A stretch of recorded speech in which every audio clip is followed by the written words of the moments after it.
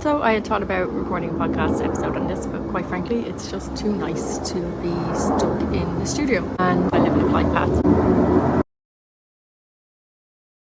So as a lot of you will probably know, 2 weeks ago I was admitted to hospital unexpectedly, and this is the 4th year in a row that I have had something that has happened in my life that has put an unexpected hard stop on my business. Last year my husband was in an accident, the year before that it was something else with me, and the year before that my mum broke her hip.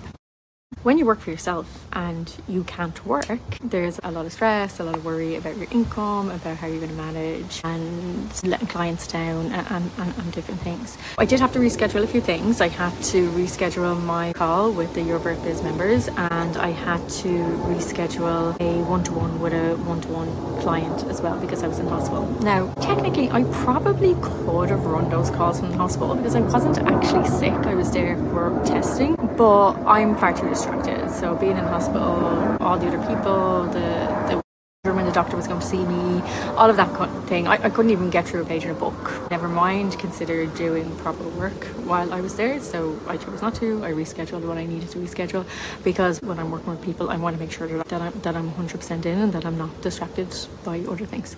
So that's one thing that I want to talk about in the way I run my business, is that I need to be fully present, and if I can't be fully present I will reschedule because life happens. The other thing is in relation to the income. Over the last kind of 6 or 7 years, what has been important to me, and really only got to that point maybe 4 or 5 years ago, where I was able to have reserves in my business bank account, that I had money there in case anything went wrong and that I couldn't work. And I did that through paying myself a modest monthly amount every month regardless of how much I worked. So that worked like really positively in lots of ways. It means the months where I work more, they pay for the months where I work less, but I'm getting the same amount of income myself personally every time. And it also means that I keep money in the business account for businessy things, like if I want to pay for coaching or if I want to buy a course or some templates. Through using that model, I had been able to build up a couple of months worth of reserves in the business. That first time when my mom got sick and I stopped working for nearly probably 4 weeks at that point.